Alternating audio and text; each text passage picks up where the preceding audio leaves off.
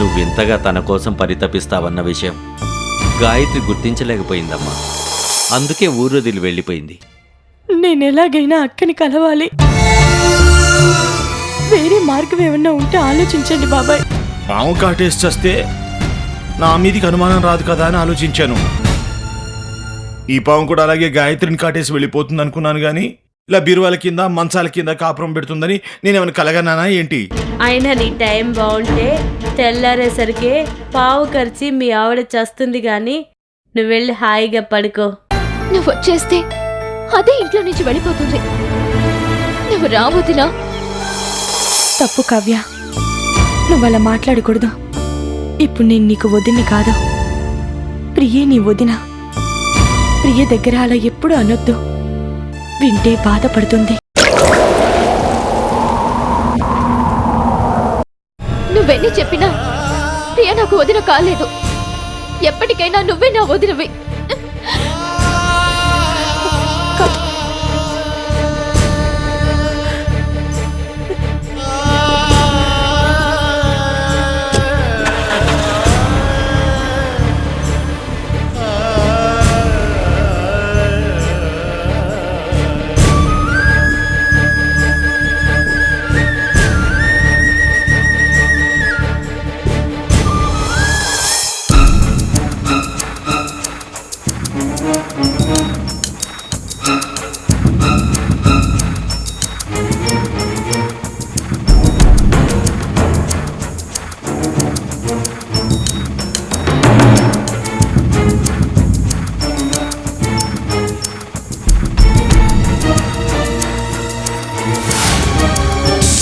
ఇంతకీ ఇది చచ్చిందో బతికిందో?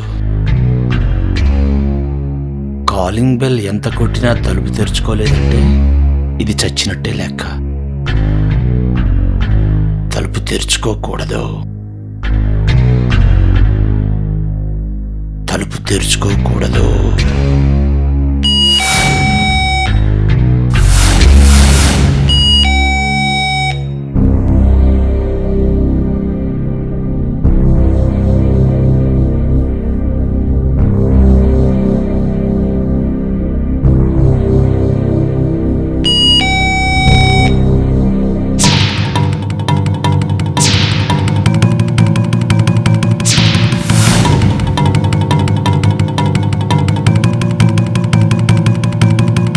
ఎంతసేపు తలుపు తీయలేదంటే లోపలది చచ్చుంటుంది.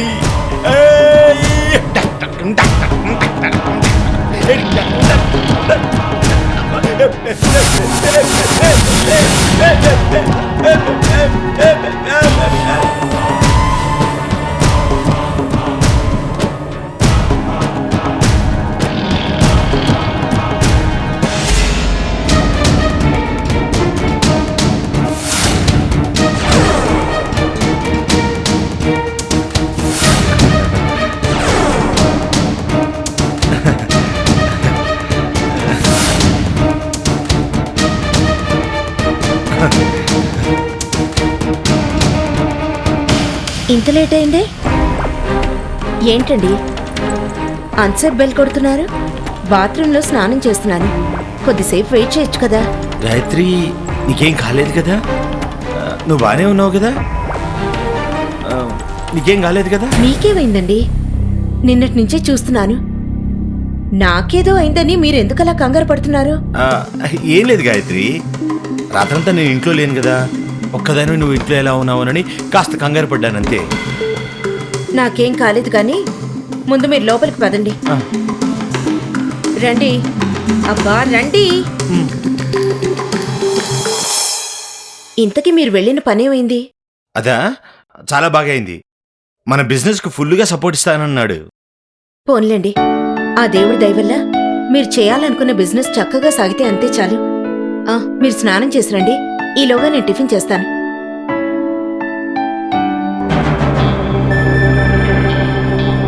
ఏంటో నా ఇంట్లో అడుగు పెట్టినట్టు లేదు, ఏదో అడవిలో అడుగు పెట్టినట్టుగా ఉంది. అమ్మా నాగమ్మ తల్లి, ఎక్కడున్నావమ్మా? ఏమిటో నా బతుకు.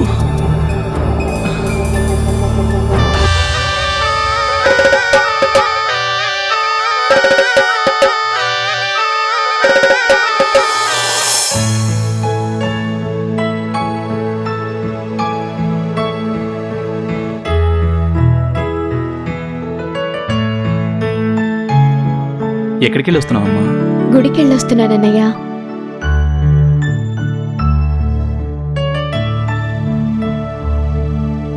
అన్నయ్య,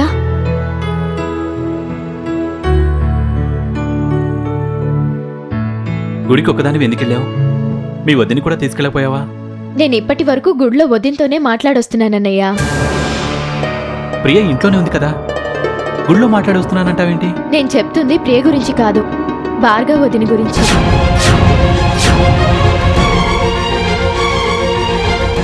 భార్గవ వదినకి ఇప్పుడు పూర్తిగా నయమైపోయిందన్నయ్య. మనలాగే మామూలుగా మాట్లాడుతోంది. తనతో మాట్లాడుతుంటే నాకెంత సంతోషంగా అనిపించిందో తెలుసా? కావ్య,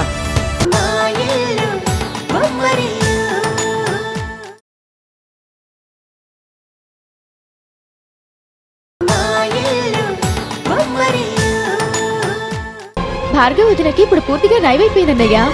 మనలాగే మామూలుగా మాట్లాడుతోంది. తనతో మాట్లాడుతుంటే నాకెంత సంతోషంగా అనిపించిందో తెలుసా? కావ్య, దాన్ని వదినని పిలవటం ఆపుతావా? నాకు చాలా ఇరిటేటింగ్గా ఉంది. ఇంకా అది నీకు వదినేంటి? నాకు భార్య కాదనుకున్నప్పుడు నీకు వదినేలా అవుతుంది? అయినా దానితో ఎందుకు మాట్లాడావు? ఇంకోసారి మాట్లాడుకో.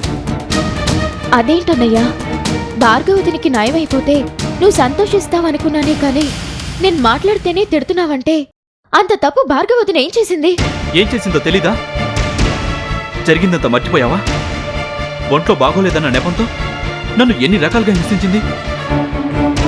జరిగిన అవమానాలని నేను ఇక మర్చిపోలేదు. తనే నిన్ను సాధించడానికి ఒంట్లో బాగోలేనట్టు నటించలేదు. తనకెవరో గిట్టని వాళ్ళు చేతబడి చేయించారు. చివరికో స్వామీజీ ఇచ్చిన తాయెత్తు వల్ల తనకి నయమైంది. అందుకు నేనే ప్రత్యేక సాక్షినన్నయ్యా. నిన్ను భార్గవతిని ఎవరో విడదీయడానికి ఇదంతా ఆడుతున్న నాటకం అన్నయ్యా. మొదటి నుంచి నువ్వు భార్గవతిని మీద ఎందుకు అనుమానం పెంచుకున్నావో నాకు అర్థం కావట్లేదు. నేను బాగానే అర్థం చేసుకున్నాను. నువ్వే చిన్నపిల్లవి, అర్థం చేసుకోవట్లేదు. ఆ భార్గవి మన జీవితాల్లోకి వచ్చిన పీడకల లాంటిది. ఇంట్లో అందరం మర్చిపోయాం, నువ్వు కూడా మర్చిపో. ఇప్పుడు ప్రియ నీకు వదిన, భార్గవి కాదు. నీకు భార్య అయిన ప్రతి అమ్మాయి నాకు వదిన కాలేదన్నయ్యా. ఎప్పటికైనా భార్గవే నాకు వదిన.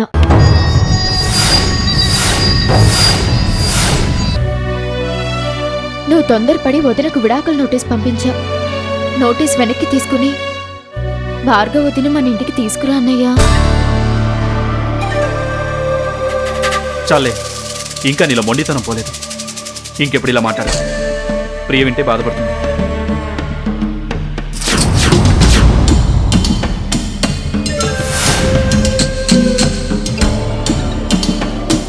ఏంటండి, నా గురించి ఏదో మాట్లాడుకుంటున్నట్టున్నారు? నీ గురించేం కాదు ప్రియ. ఈరోజు కావ్య గుడికెళ్తే అక్కడ భార్గవి కనిపించిందట.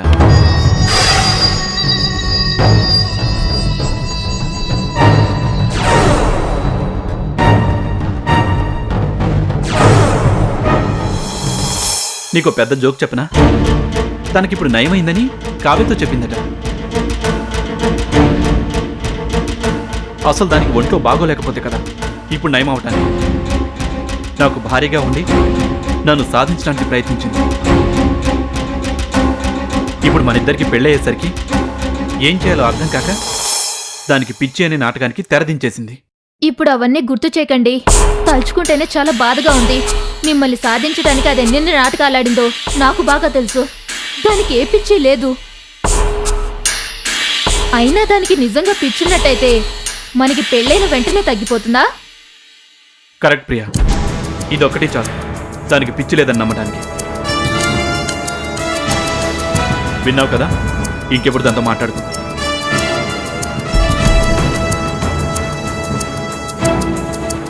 ఆగో,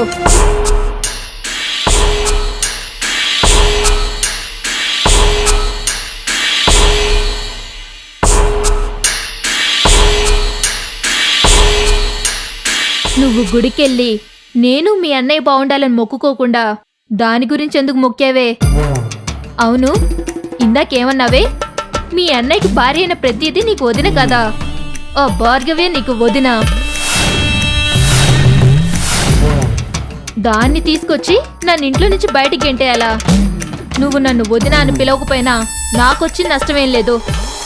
కానీ నువ్వు నా మరదలవని ఒక్క క్షణం మర్చిపోయాననుకో, నీ కుంటికాలేసుకొని ప్లాట్ఫామ్ మీద అడుక్కు తినాల్సి వస్తుంది. జాగ్రత్త.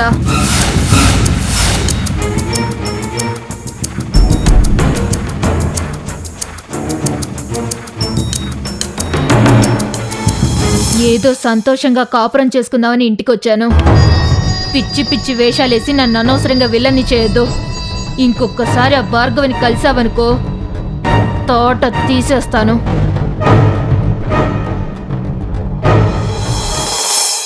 రాజేంద్ర గారు, రాజేంద్ర గారు. ఎవరు మీరు? I'm lawyer Padmarao. మీతో ఒక విషయం గురించి మాట్లాడదామని వచ్చానండి. కూర్చోండి.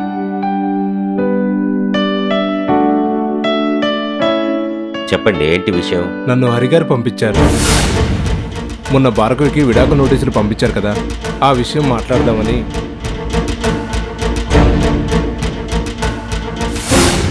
విడాకులు ఇవ్వమని అడగడానికే మీరు వచ్చినట్లయితే మీరు వెళ్ళిపోవచ్చు. ఆ విడాకులు ఇవ్వడం మాకిష్టం లేదు. ఇందులో మనం మాట్లాడుకోవడానికి ఏముంది?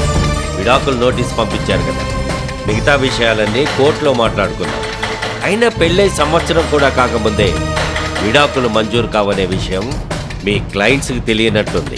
మీరు చెప్పింది నిజమే. మీరు పట్టుపట్టు కూర్చుంటే విడాకులు మంజూరు కావు. అందుకే మీతో పర్సనల్గా మాట్లాడదామని వచ్చాను. మీకు పరిస్థితి మొత్తం తెలుసు. ఇష్టం లేని చోట బలవంతంగా కాపురం చేయించడం కంటే విడిపోవడం మంచిది. నా మాట విని విడాకులు ఒప్పుకోండి. అందరూ సంతోషంగా ఉంటారు. ఎవరు సంతోషంగా ఉంటారు? ఆ సూర్యహరిలా ఇంకో అమ్మాయిని పెళ్లి చేసుకొని విడాకులు నోటీసులు పంపిస్తే నోరు మూసుకొని సంతకాలు పెట్టి పంపిస్తాననుకున్నారా? కుదరదని చెప్పండి. అసలు భార్య బతుకుండగా ఇంకో పెళ్లి చేసుకున్నందుకు వాళ్ళందరినీ ముప్పు తిప్పలు పెట్టి 3 చెరువుల నీళ్లు తాగిపిస్తారు. రాజేంద్ర గారు, ఆవేశంలో మీరు ఒక విషయం మర్చిపోయినట్టున్నారు. ఇప్పుడు సూర్య మళ్ళీ పెళ్లి చేసుకున్నది మీ అమ్మాయినే. ఇప్పుడు మీరు చట్టపరంగా ఏదైనా నిర్ణయం తీసుకుంటే భార్గవి జీవితం బాగుపడకపోగా ప్రియ జీవితం కూడా నాశనమైపోతుంది.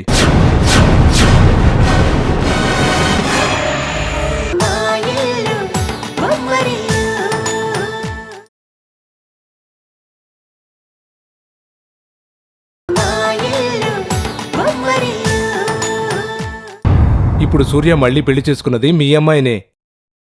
ఇప్పుడు మీరు చట్టపరంగా ఏదైనా నిర్ణయం తీసుకుంటే భార్గవి జీవితం బాగుపడకపోగా ప్రియ జీవితం కూడా నాశనమైపోతుంది.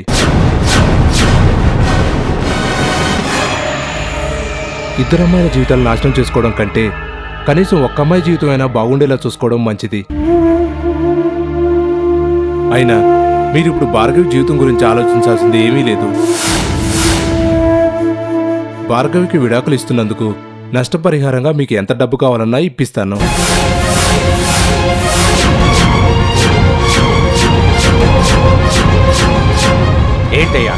ఏంటయ్యా నువ్వు నాకు డబ్బులు ఇప్పించేది? నా మోచేతి కింద నీళ్లు తాగి బతికిన వాడు నాకు నష్టపరిహారం ఇచ్చే స్థాయికి ఎదిగాడా? 4 డబ్బులు కలిగేసరికి కళ్ళు నెత్తికెక్కినట్టున్నాయి ఆ హరికి. ఎక్కడి నుంచి వచ్చాడో ఒక్కసారి గుర్తు తెచ్చుకోమని చెప్పు. పిచ్చి పిచ్చి వేషాలు వేయకుండా ఒళ్ళు దగ్గర పెట్టుకొని నడుచుకోమని చెప్పు. సారీ రాజేంద్ర గారు, మీరు నా మాటల్ని తప్పుగా అర్థం చేసుకున్నారు. అసలు నా ఉద్దేశం ఏంటంటే... నీ ఉద్దేశాలు ఎవరికి కావాలయ్యా? నా ఉద్దేశం ఏంటో చెప్తాను విను. మా అమ్మాయిల్ని అడ్డం పెట్టుకొని నాతోటి ఆటలు ఆడాలని చూస్తున్నాడు ఆ హరి. వాడి ఆటలేమీ సాగవు. మా అమ్మాయిల జీవితాల్ని ఎలా కాపాడుకోవాలో నాకు బాగా తెలుసు. ఇంకోసారి విడాకులని వస్తే పంపించినందుకు వాడికి మర్యాద దక్కదు, వచ్చినందుకు మీకు మర్యాద దక్కదు. ఇంకా మీరు వెళ్ళొచ్చు. వెళ్ళండి.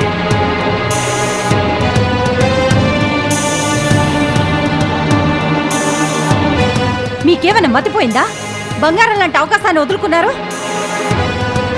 విడాకులు కొప్పుకుంటే మీ సొమ్మెం పోయింది. పైగా వాళ్ళు నష్టపరిహారం కూడా ఇస్తారంటున్నారు కదా, అది కూడా సరిపోతే దానికి ఎంత కావాలంటే అంత ముట్ట చెప్తాను. విడాకులు కొప్పుకోండి. ఎలా చెప్పమంటావే? నీకేమైనా మతిపోయిందా? నువ్వు కూడా హరిలాగే డబ్బుతో దేన్నైనా కొనొచ్చు అనుకుంటున్నావేమో. విడాకులు ఇస్తే భార్గవి జీవితం ఏమైపోతుందో ఒక్కసారి ఆలోచించావా? ఎంతసేపు దీని గురించి ఆలోచించండి. మీ కన్న కూతురు జీవితం నాశనం అయిపోయినా పర్వాలేదు. ఎంతసేపు దీన్నే ఉద్ధరించండి. అక్కడ నా కన్న కూతురు జీవితం నాశనం అయిపోతుంది. ఇక్కడ ఇది విడాకులు ఇవ్వలేదన్న కోపంతో అక్కడ వాళ్ళ నా కూతురు ఏమైనా చేస్తే చేయండి. భార్గవి జీవితం నాశనం చేసినందుకు అప్పుడైనా దానికి బుద్ధి వస్తుంది. చిచి, మీరసలు కన్న తండ్రేనా? కన్న కూతురు మీద కొంచెం కూడా ప్రేమ లేదా? మీకంటే పశువులే నయం. పోనా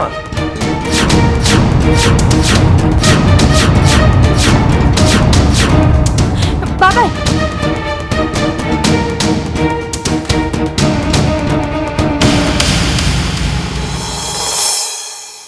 ఏమైంది మీకు? పిన్ని మీదికి చెయ్యెత్తుతారా? చెయ్యెత్తడం కాదు, దీన్ని చంపేసిన పాపం లేదు. అసలు ఇదేం మాట్లాడుతుందో నువ్వు వింటున్నావా? అంతా వింటున్నాను బాబాయ్. పిన్ని మాట్లాడిన దాంట్లో తప్పే ఉంది. పిన్ని మాట్లాడుతున్న దాంట్లో నా మీదున్న ద్వేషం మాత్రమే కనిపిస్తుంది. కానీ ప్రియ మీదున్న ప్రేమను కూడా గమనించండి. ఎందుకింతలా ఆవేశపడతారో? ఆవేశంతో మనలో మనమే గొడవలు పడితే ఉన్న సమస్యలు పెరుగుతాయే గాని తరగవు బాబాయ్. నా మాట విని లోపలికి వెళ్ళండి. అది కాదమ్మా. ప్లీజ్ బాబాయ్, మీరింకేం చెప్పొద్దు. అసలు నా మూలంగా మీరు గొడవ పడటం నాకిష్టం లేదు బాబాయ్.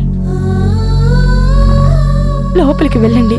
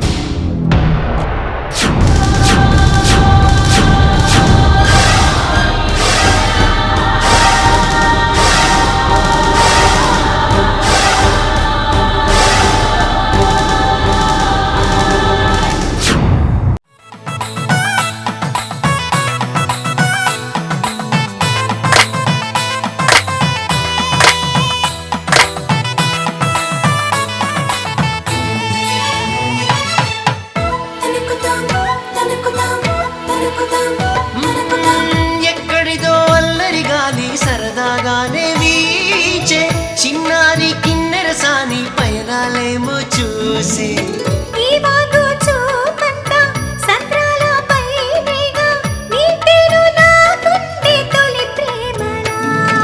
మా ఇల్లు ఉమ్మడి